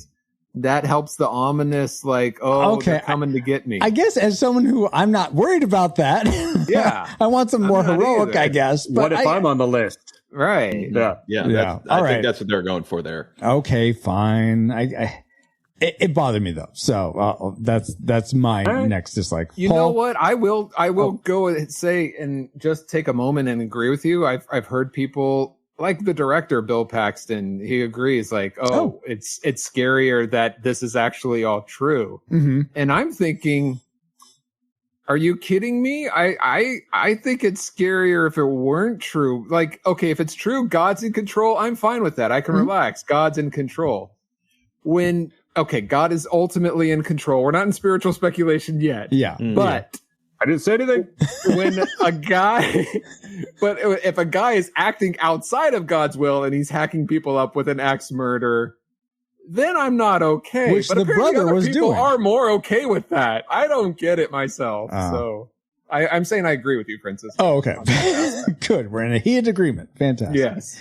All right. Well, why don't you tell us what you disagree with about this movie before we get to our tragic makers, Paul? This is almost laughable. Okay. But the burial graves in the garden. At the end where there's mounds? Yes.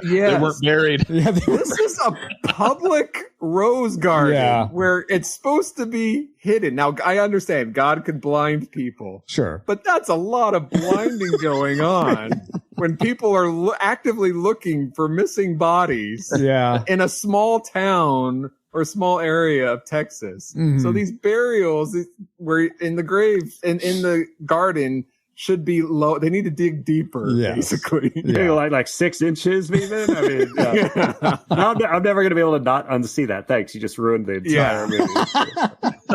Oh, wait till you hear my tragic maker, but maybe you can correct it. But let's hear James's tragic maker first of all of this. Okay, this to me is going to be a minor thing to most people, but it's actually something my wife and I hate severely. And this is when he finally says, "Unless the man you're talking to is Adam Meeks." Yeah. Mm-hmm. And they feel the need for dumb moviegoers. Let's now flash back to the kid running with the axe. Just in case you don't understand, let's show you it's that kid. Because especially on the first watch between Adam and Fenton, I'm terrible with names. So the blonde hair boy and the brown hair boy, I get that. So when you flash back and I connect the two, okay, I get it. So it's for people with Paul. So that it's like are people like names. me. So I'm sorry on behalf of all the people, James or not James. Sorry. Yeah, James. Yeah. Sorry, there's too many Jameses here. I get confused on the names. I'm telling you. Unless I'm Adam, the blonde hair boy. Yes. But the James, worst is to you and your wife. I'm sorry. I'm dumb. I appreciate that. And it just rubs. Well, it sort of chafes against something that's more severe. Like if you watch any show on the CW, if it happened 5 minutes earlier in the episode, they have to have a flashback to it. It grates so hard that we might be overreacting to certain things, but that's a sore spot. So that's one of those like, To your point, though, even if you're bad with names, if he says, "Unless I'm Adam," right, without the flashback, you should say, "Oh, it's not the one that I thought he was. It's the other one." Right. But you know what? I'm not really paying attention to what they're saying. I'm a visual guy. This works for me. Let me ask you this, though. The very first time you saw the movie, did you hate it then too? Even on your first watch, like that was dumb, didn't need it, or do you just hate it on the rewatch? I cannot put myself back completely into 2001 to remember that first viewing experience. Mm-hmm. But what is your problem? I mean, and plus I've seen it 10 times, so at least they'd say but it has become a burr in my saddle. So fair. So Very this fair. time it was the hated. Yeah. Okay. Burr in my saddle, or is it a spur in a burr? Okay. I'm gonna try to remember that and reference it when I come to my We need to flash back to that scene of the horse so you know which one it is. The flashback to when you said that. Let's go to Dustin next for his Tragic Maker. All right. And this probably will come up in the spiritual speculation part, but this bothered me in the movie. Okay. After the reveal, it really is God doing this. And I know that Bill Paxton's character said, if we tell people, someone's going to die. Looking back at it, when the sheriff does die, Bill Paxton kills the sheriff. Look what you made me do. You killed an innocent man. After the reveal that it really was God saying destroy the demons, I was like, all right, this bothers me now that an innocent guy was killed for this. Because this was the demon Fenton talked. Well, I know that. Like looking at the film of like, okay, this was all following what God said would happen. This movie stuck to the rules that it put God in. Like God will do this, I'll say this. But for my belief in God, I'm like, all right, this guy was not a demon, and that was specified when Bill Paxton said, "Now I've murdered someone." Right. So this guy was not a demon. Right. He was not a demon. He was not a bad guy. But now this God who said you're going to kill demons just authorized the murder, said sin. This, do not murder. It's okay. Now you can do it because it's in my plan. So I was like, all right, now you're contradicting my belief in God of, can God sin? Can God make you sin? Again, this is going to be more spiritual speculation. Talk later. I look forward to that. But yeah. As for my Tragic Maker, for me, I was like, all right. Yep. And I'm not discrediting your statement at all about God being the same God. Right. This is a different movie. This is not our world. Did God authorize Bill Paxton to do that? Or was he desperate and took action? And summarily, is that another reason he's taken out of the equation? Kind of like, because it's a good question. Sin of the horror movie. Whoever sins in the horror movie dies. Right. Just looking at that context of God saying, this is my work, the reveal being it really is God saying do the work, then saying, all right, God is now telling someone to commit something that goes against his word, which is do not kill. For me, I was like, his word, just to push back a little bit, his direct revelation instead of his general revelation in this case, in this world, was that people would die, not demons, but people would die if it was to get out. I wonder if he didn't pull a little Abraham with Hagar and took it into his own hands. Did he jump the gun? Maybe the sheriff would have had a heart attack when he went home, and at natural causes. Like, you never know. Maybe because you told someone that demon's going to get away and do something horrible because you're not going to be able to fill your mission. But so for me, him saying God told me now I have to kill that person, that bothered me with the whole in line of following God's word. So it is a big question mark. I agree. It's a huge question mark. And again, we can talk a lot on that. That question mark. We're going to table that was my Tragic. Okay, that's your Tragic Maker. But that makes sense. That's the thing you had the most problem with for this movie. Yeah. And now I want to know what Nathan James Norman had the biggest problem with this movie, what that was. I love you guys. But I hear a but coming. Here we are. My Tragic Maker is that this movie is a thief and a liar. Oh, okay. Interesting. I'm saying the movie. Well, Jesus is a thief in the night, so I think we're on a good trajectory here. Like a thief in the night. The biggest Tragic Maker I have with this. Let's start with the liar aspect first. Okay. You start off and you have Matthew McConaughey's character saying that he's Fenton, right? Yeah. Right. And so the conceit of the movie is that he's narrating over 2/3, 3/4 of the movie as Fenton. And the conceit is that he's narrating it to the FBI agent, who's actually a demon. Yeah. But it's actually being narrated to us. Yeah. Right. And so for 2/3 of the film, 2/3 of the film, we are being lied to as an audience. Not only lied to as an audience. I agree. And it's not like a Christopher Nolan. We juxtaposed, we held the scene out, we threw a particular scene back in. We're actually being lied to as an audience for the film. And we're essentially called a demon because we're being narrated to the same way he would narrate, or he narrated the story to the demon. Interesting. I didn't think about that. So that was like, so when the big reveal and the twist is like, well, you've been lying to me. You haven't been lying to him. You've been lying to me. Now the thievery part comes in because this is obviously not the God of the Old and New Testament. He just absolutely isn't. This isn't the world that we live in. But the movie, for again 2/3, 3/4 of the film, sets itself up as if it is, because they're singing our songs. They got the joy, joy, joy. They're stealing our Johnny Cash, right? We got all those songs, and I probably would be able to get beyond that. But then in the Rose Garden, who we now know as Adam, Matthew McConaughey's character, he refers back to Abraham and Isaac. So that grounds it into our world. So I feel like it's the an alternate reveal world. Right, but the reveal, it set us up. The movie essentially said, "This is your world. This is the Judeo-Christian God that you know. I'm narrating this to you correctly," and it's an unreliable narrator, which is sometimes you see it in fiction. The most famous one is in the book Lolita. But it's an unreliable narrator. And then not only that, but the world, we're not even in the world that we thought we were in when it pulls it out and says, no, it's none of that. And then it makes sense when you go back, because you go, okay, like, you know, does our God say you overcome evil by destroying demons physically? Does he say you overcome evil through lying? Because there's a lot of lying. Is it okay? Special weapons. Right. Do you justify, the child abuse of Fenton, right? Because retroactively, this movie justifies his child abuse because he was a demon all along, right? That's not the God of the Judeo-Christian. What? I thought God abused Jesus on the cross. So Paul's going to disagree. I thought we were the Old Testament God would the slap a rebellious child. I thought it wasn't abuse at all. He let him off. I'm kidding. What I said, by the way. He let him off a little too early. And then he got killed for it. Paul's going to say, tie a millstone around his neck and throw him overboard. That's what you get for not listening to Dad. But so here, so I guess and I'm mostly talking from a structural standpoint, not the speculative thing. I like this film, but I think those two structures, they don't work for me because they deceive the audience twice, double over, and the big twist reveal.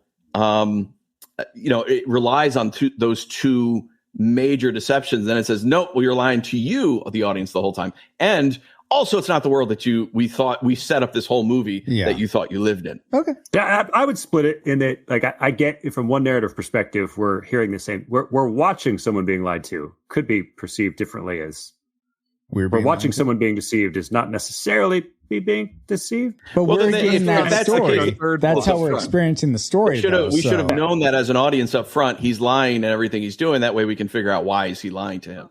But it's actually the effect is he's lying to us, and they're treating us like a demon because this is the narration they're telling the demon. Well, maybe you just shouldn't be a demon. I mean, can't we just draw that line? If you're not a demon, there's no problem. Maybe they were assuming most of the people watching this movie were not Christians because Christians were told not to go see the movie by other Christians. So it would be all a bunch of... You're right. So it is a bunch of demons. None should have watched this film. So this is like The Ring now. What's going to happen in 7 days? Can I insert something, Francisco, or no? You're putting your hands. I will, because I wanted to give just the minutest of pushback, but you can go ahead, Paul. First of all, Adam was taught to lie and deceive, like by his father, who tells his kids to say, "Oh, go tell them there's a dog trapped under your car," or we have a flat tire. They're brought up in deception. So that's fair. Sure. Adam lives in that world, and he got his wife to lie for him too about calling him Fenton. But when did that happen? I don't think when that happened. When Powers Booth called to verify who was in his office. Fenton Meeks, he stole the ambulance and everything. Like, yeah. Oh, so, no, you're right. Okay, you're right. I forgot, yeah. Oh, by the way, bonus for anyone who hasn't heard the commentary, the wife is actually another seer like Adam. And when his dad in the middle of the movie said there might be others like us. Yeah. The writer had it that his wife was another one. Oh, that's cool. You could have gotten a sequel. Yeah. So no intentional sequel. I mean, the sequel wasn't intended, but there is the pregnancy saying that the legacy will carry on. Yeah. So anyway, the family of liars procreating and But secondly, I heatedly agree with you because I had that this is not quote unquote the real world as one of my dislikes too. It doesn't translate. And I think that's where a lot of people get tripped up in theological discussion. That's something. So first to cap that off, that's something that when me and Ashley, my wife, discussed this after, that was something that was really like heart sticking point for her, was that it was the theology of this, of that we don't kill demons, we exorcise demons, and that because this was set up to be so almost like a mirror of our Christian worldview, I mean that generally, that it is very hard to disassociate. For me, having lots of time, having seen this movie multiple times and having time to think about it, I almost sort of do a translation of demons in this world are akin to vampires. They look like humans, but when you watch vampire movie, you don't have a problem with them, the heroes killing the vampires, unless you're watching Underworld, but we won't get into the anti-hero here. Just that it's, they look like humans, but they're not. Here though, it's just a little different because there is such a clear direction in the Bible. I mean, we might get into this. Maybe I'm not quite correct on that, but of how we handle demons versus what this movie portrays. The only pushback I'll give to Nathan now is that there is a moment in the car ride from the FBI headquarters to the Rose Garden, Thurman, I think, where Doyle, the demon FBI agent, says, "Hey, tell me more."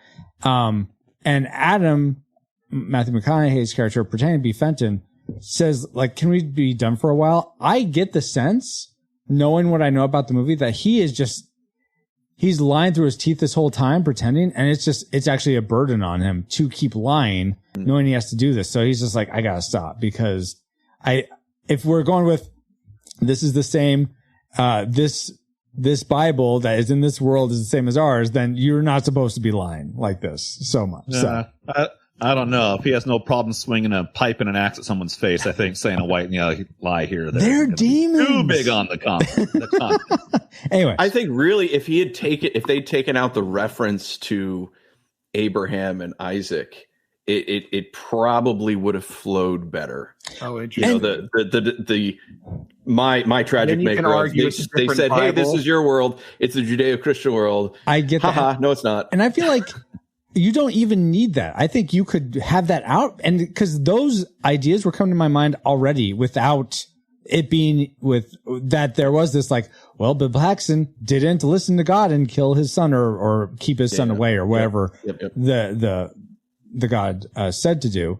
And so this is your penalty, just like if Abraham hadn't trusted God and tried to kill his son Isaac, maybe something worse would have happened, and he wouldn't have been. His faith wouldn't have been. Are we speculating again? Righteousness. Anyway, but given this whole Fenton dad dynamic, that's my tragic maker, because, and this I think sort of goes to what you were saying, Nathan, about no real clear rules.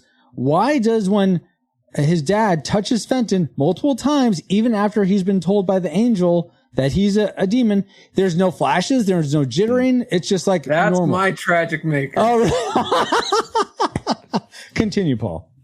No, yeah. Why? I wrote down, why doesn't Dad see demon flashes when he touches his son Fenton? Yeah. Fenton hadn't killed anybody yet. Yeah, he had. Well, so this gets down to in this universe. What is it? What is a demon? What is, when you say somebody's a demon, what does that mean? Mm-hmm. And I think that's going to be, spoiler, that's my spiritual question, also, right? Okay.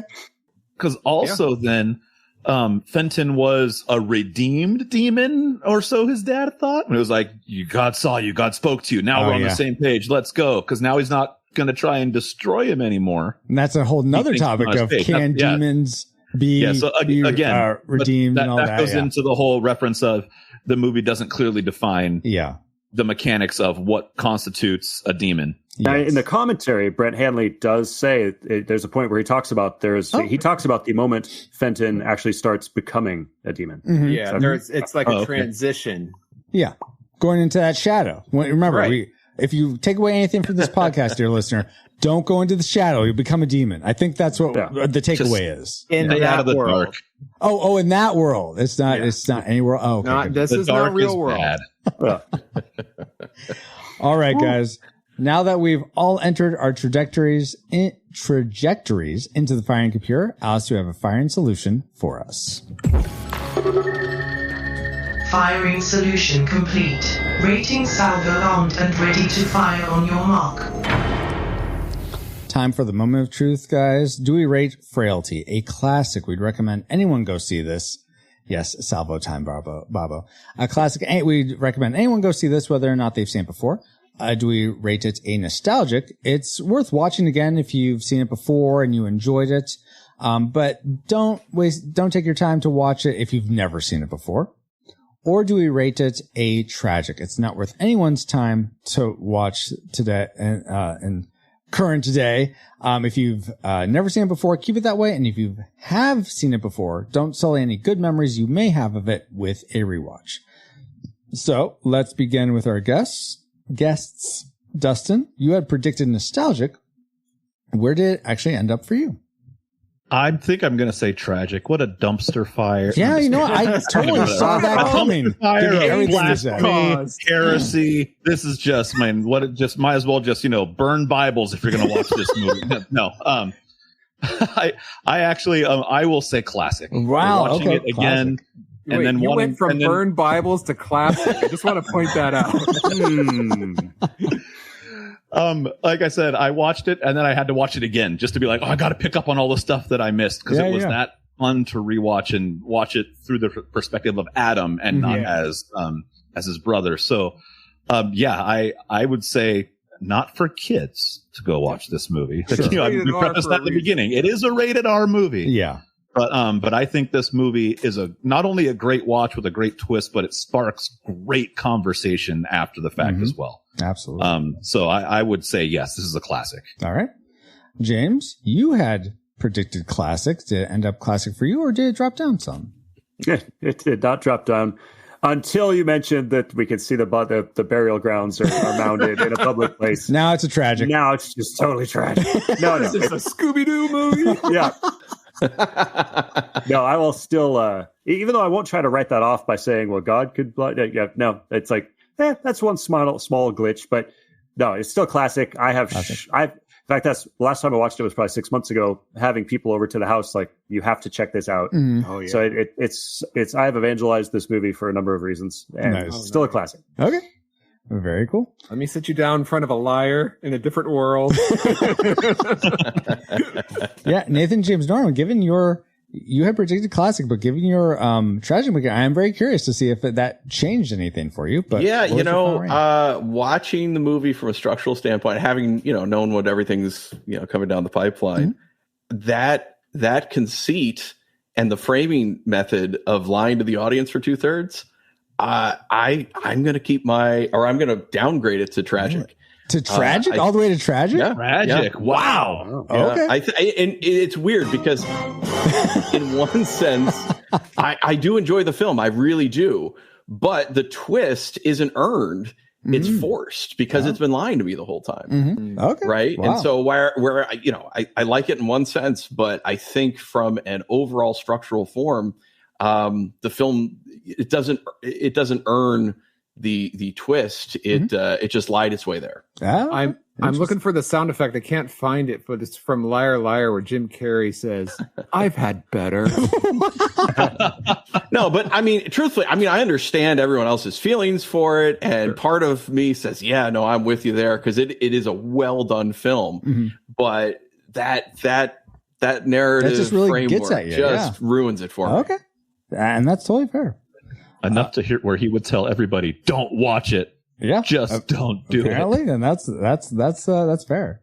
Now, before we get to me and Paul's reign, we like to go out to our reflux capacitors, the people that support the show. Thank you so much for your support. And collectively, you get to all vote. And collectively, you rated Frailty a nostalgic film. So we have 2 classics, a tragic, a nostalgic.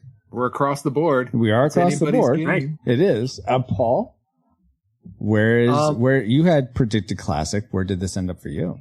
Yeah. And the number one subject I like to discuss and talk about with people is theology. Mm-hmm. And I think this movie, for better or for worse, is a great opener for it. Mm-hmm. Or I should say, it allows for great discussions. Mm-hmm. You can go, on many different levels, whether you like it or not. Mm-hmm. And so I it's well done. I say classic. Classic. Okay. Even if you hate horror movies, I hesitate. I don't know if my mom should watch this. Oh, has she not seen it? Oh, my mom should not watch this. I doubt it. I severely doubt it. Mm-hmm. Maybe. I don't think so, though. But I think the lack of blood helps you in this, though, Paul, because you're not a blood person. There was very, very little blood in this movie. I don't. Yeah, there's a lot. I think the only blood was the sheriff, right? I think so. And it was the after. Blood on the hands and maybe a little around Bill Paxton's sternum. When he hits the girl on the head, the first nurse, when she's in the cellar, you see blood on her shirt and blood down the side of her face. She's laying there. But I think that's it. I mean, none of the axe. There's no blood spray with the axe swinging. I'm going to have to agree with Bobo and say, quote, classic, except for my mom. Everyone should see it but my mom. That's fair. Classic, Classic. Okay. Then for me, I for some reason, it doesn't bother me that I guess I'm being lied to. If I enjoy the ride and I enjoy the storytelling and again the conversation after, I guess maybe if I sat with it through several more viewings, I might feel the same way you do about it, Nathan. But I would rate this a classic as well. So I feel like it's worth everyone seeing at least one time, but probably multiple times if you want to catch everything. But yeah, according to the Retro Rewind podcast with 4 classics, tragic and nostalgic, we rate Frailty a disputed classic film. We'd recommend anyone go see this, whether or not they've seen it before. But now it's time to get back to our own time. Good old 20XX. 20XX? ComSat Online. Awaiting incoming transmissions. Why did I start saying it like that? Were we not supposed to go back to 20XX? No, what? Wait, it's been too long. Why am I shocked that we're going to 20XX? Oh, I'm you've always said that. Why wouldn't you say that? I know, but I was trying to remember the origin. It's been too long. Oh, because it's it's like a Back to the Future reference, 1885, but you say 20XX. That's the inflection you've always used. I thought that's where that came from. You didn't get your own Back to the Future reference? No, it's been too long. It's when you say something over and over, it becomes slow and boring. Wow. But what's not slow and boring is feeling good to be back. But we wouldn't have been able to travel back to 2002 to begin with if it weren't for our amazing reflux capacitors, namely Deborah Powers, Geek Devotions, Drew of the Cellcast, Ashley Ruiz, Kenneth, Fabulous Lomax, That's Bravo, D. Tungsten, Gerald Hafner, Cool Deluxe, Dustin, He's a Big Deal Warford. Oh, you're right here. Woohoo! Flux, Redeemed Otaku. In addition to 2 other awesome patrons as well, one of them who also may be right here. Oh! And thank you all so much for keeping the gigawatts coming. And if you want to help keep us flying and get bonus content for your generosity, head over to retrorewindpodcast.com/support to start. I don't know about you, but for me, knowing that this stream is sponsored by PaulJPowers.com makes everything all right. Say, Francisco. Oh my gosh. Is there any way to show some support for the show besides digging into your wallet? Actually, yeah, Paul. You probably enjoyed this episode if you made it this far. So if you aren't driving, on your way to kill some demons, tap the share icon in your podcast player for this episode and send it to a friend saying, I know you like Frailty or you like horror movies, so I thought you might like this podcast on it. Cool. And I'll bet they'll thank you for it. They will. They must. Oh, okay. And speaking of thanking people, we want to give a big frail hug to Dustin, James, and Nathan for supporting us with their thoughts about Frailty. And so we like to go in alphabetical order. So we'll start with Dustin. Where can people find you online? And is there anything cool you got going on that they should know about? A lot of the cool stuff I do is on my church website. You see the ways we're reaching the community, and I have been on, this podcast quite a bunch this past month or so. But no, ccpuyallup.com, Puyallup is where the church is at. I'm on Instagram at Ghetto Kids Preacher, or just my name, Dustin Warford, on Facebook, and you can see all the fun stuff we do in the community with our church and my family there. Cool. Awesome. And James Harleman, how can people find you online if you want to be found, which I'm sure you do because you got some cool stuff going on. What should they find if they search for you? Well, I'm a regular host on Popcorn Theology. You can just find that by looking it up on YouTube or going to popcorntheology.com. And blessed to write a book. Just had a new edition come out last year called Cinemagogue, The Director's Cut. That's available on Amazon.com. And pray for me. Hopefully by the end of the year, I've been working like a dog, but we have the sequel to that called Cinemagogue, The Marvelous Era. Nice. Looking at the last decade of IP franchise stuff and all the what has dominated cinema for the last decade and all of the reasons why, practically, spiritually, metaphysically. So that should be coming out hopefully for Christmas. So you can find that there. Cool. Yeah. Nice. Just out of curiosity, because you have such a great voice, have you ever thought about, or do you plan on doing an audible version of your book? I do plan on doing an audible version of everyone's book. Thank you for thinking my voice is so nice. But you're not talking about me. Sorry. No, it's fine. Apparently that's an open question to everybody. But right now I'm asking James.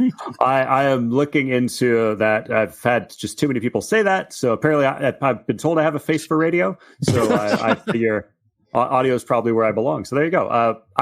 That may be something we try to put together next year on the first book and then work from there, because I'm more and more I'm finding out people use Audible and other things and like to listen to their books. And so, or just have the computer train on your voice and have it take over there, so you don't have to. Doesn't sound. This is the AI of James reading the book. Yeah, there you go. Almost. That's what it'll sound like. And finally, Nathan, it's great to have you back. How can people find you online, and what do you have going on? Oh, goodness. Let's see. So you can find me at fbcterrytown.org if you want to look at my church, untoldpodcast.com if you want to see the award-winning speculative fiction podcast. We're on a little bit of a hiatus right now. We got some more stuff cooking in the background on the slow burner, low and slow. That's how we like to do it. Like a crock pot. That's right. And then Crosstalk podcast, and we've got a weekly kind of Bible study podcast where we're going through books of the Bible. That's been great. Right now I have a project. We got a Kickstarter called Pots and Panels over on Kickstarter.com. And it is a bunch of comic book writers, not a Christian work. I'm one of the Christians in there. There's 50 plus creators, 440 pages long. Wow. There are short comic strip or comic stories. Mine is like 9 pages long. I'm working with an artist, Anthony Harry, great guy. And the kicker though is at the end of each story, you've got a recipe that goes along with interesting the story. So my story is called The Leprechaun Trap, and I have the best and easiest corned beef and cabbage recipe at the end of there. So you can go over to Kickstarter.com and look for Pots and Panels.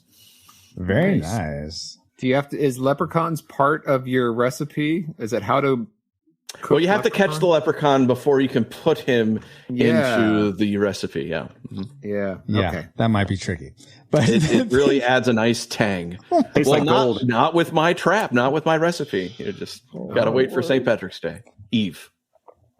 As scintillating as this conversation is, I do really thank you, Dustin, James, Nathan, so much for being on the show. Also, thank you so much to my awesome, not a demon lord friend Paul, and all you rewinders, new or old, for another fun voyage. We also want to thank Alutrick for enhancing our music. Find him at alutrick.bandcamp.com or youtube.com/@ Allutrick, that's spelled ALLOOUTRICK, then the number 8266 for the YouTube. So thank you so much to him. Yes, thank you all indeed. And you can find me. I am pauljpowers.com. You can find me at demonhunter/pauljpowers.com. Don't get on his list. Yeah. Oh my. I'm checking it twice.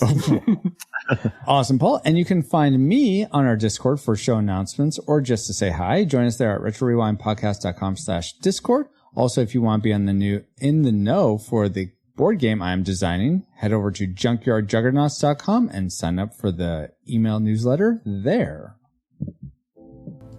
This podcast is a proud member of Culture Box, a curated collection of podcasts, videos, and articles that will provide you a balanced meal of content. You will find culture celebrated for its past and future, satirized for its extremes, explored in study, and created anew in story. Point your web browser to culturebox.media. Thank you, Nathan. That was well done. We should have you read that every week. And deal. Sure. Double my salary. All right. We'll have your people talk to my people. I want an elevated position on the ship, too. All right. And as Nathan just said, we are now part of culturebox.media. Find all the shows unpacking truth through story, comedy, and geekery at culturebox.media. Thank you, EXO, and thank you for listening. We pray you're more joyful today than when you first hit play. But like a Pokemon, we gotta catch you all for National Lampoon's Christmas Vacation, our next adventure on the Retro Rewind podcast. Retro Rewind mission complete. Proceed to base to await next mission.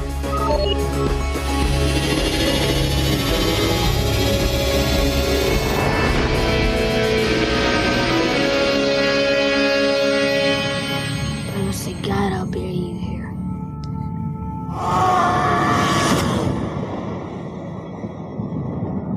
Oh, I think that was a scene from National Lampoon's Demon Exorcism. So thank you for that.